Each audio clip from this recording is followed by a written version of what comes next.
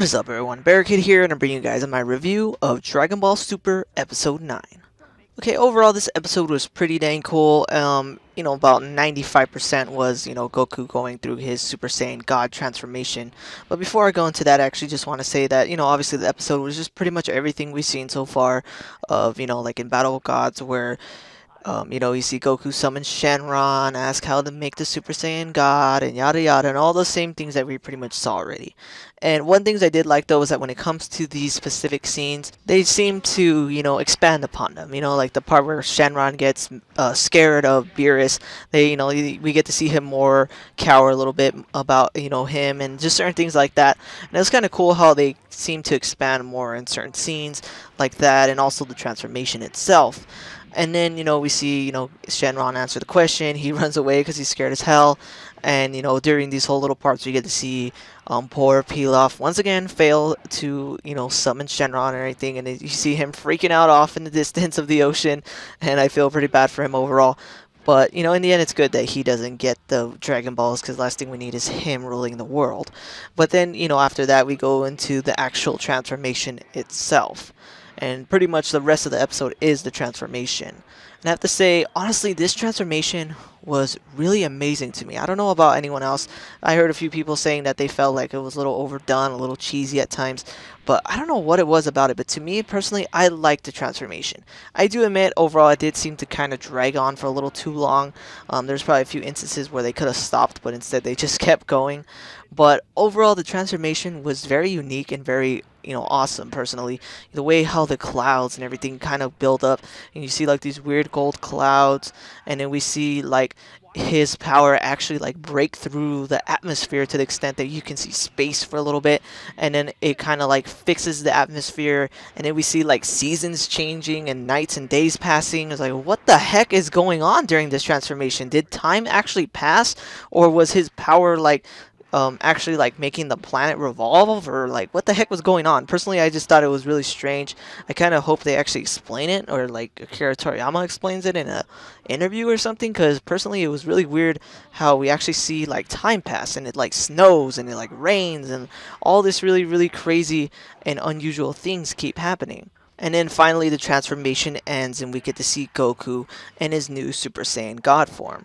And one thing that I really like that they specified more after the transformation is that they said that Goku looked younger.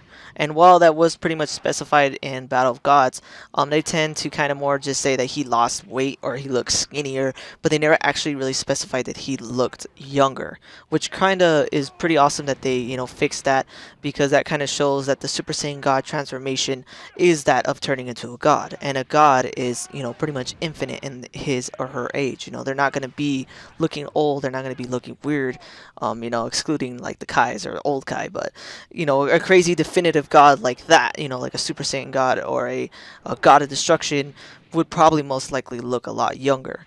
And it's kind of fitting to Goku's character that he would look younger.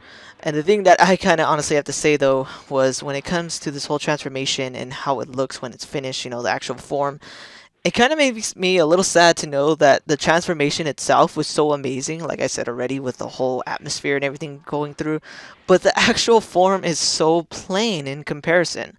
We see them kind of like going over Goku's body. They show like his arm and his chest and his back and his legs and all that, and it's like it looks the same. You know what I mean? Like, we're not going to be able to see that he looks so much younger or anything like that. Overall, he pretty much just looks the same, just skinnier. And, I kind of thought it was kind of funny how they kept focusing on that a lot. They kept showing his arm, his leg, his chest. They did it like multiple times. And then all for it to just show that only thing that changed was pretty much just his hair color and that he looked skinnier.